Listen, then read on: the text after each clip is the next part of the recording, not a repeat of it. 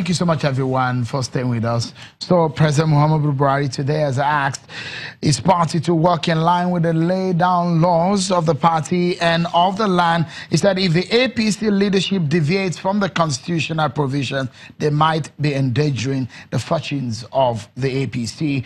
According to him, if the tenure of the party's executives can be legally faulted, then it means that any nominations and primary elections that they may conduct can also be faulted. So that's the stand of the president. So we're giving you perspective and insight into what this means for the ruling All Progressives Congress, especially on a day that the man who left the party, a former vice president, also has declared to run for president, Atiku Abubakar. So I have a lawyer and a former member of the House of Representatives and Senator Shehu Sani in our studio in Abuja there, the panel tonight on the program. Thank you so much, gentlemen, for your time on the program. Let me come to you quickly again, Senator Sani.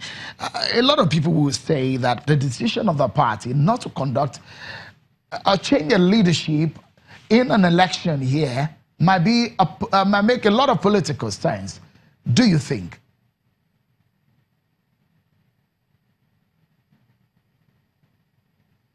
Well, first of all, we can literally say that President Buhari saved the party from an ill-fated flight.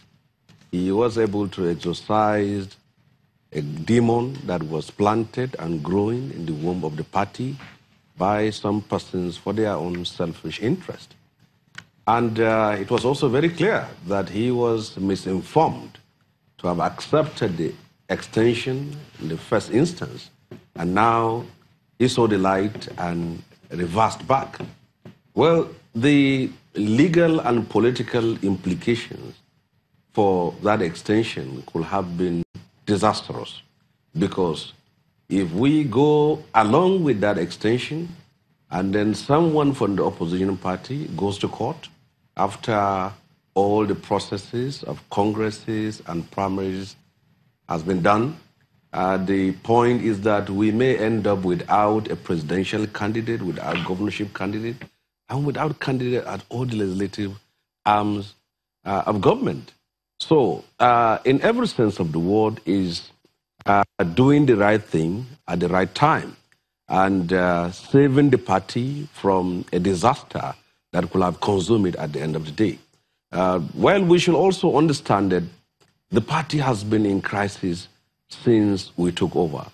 Crisis in the states from Kano to Bauchi to Kaduna to River State and other states.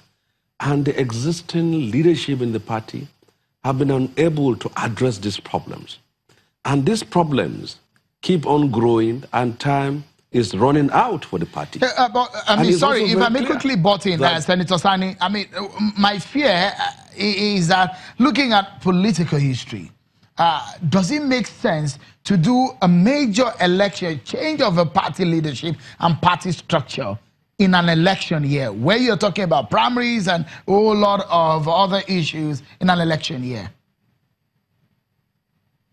It is all possible. Well, the timetable is out, and if we want to change the leadership of the party within 2 to 3 weeks, we can do it.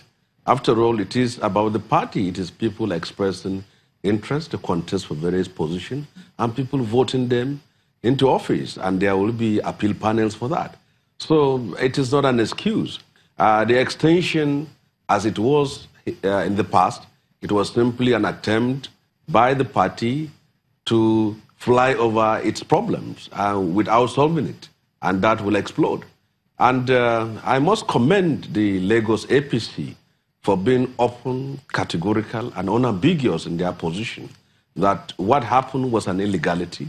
And I believe that other states' chapter should also emulate from what Lagos has done. All right. And, I will quickly, because of our time also, let me quickly also show you this. Senator Shehu Sani, you're one of those Nigerians politicians who, when you tweet, there are a lot of meanings to it. So you tweeted this. You said Hannibal of Carthage has sided with the Persian anti-extension forces led by Lord of the Admiralty Ashiwaju to push back the Roman forces of extension led by King Oyegun.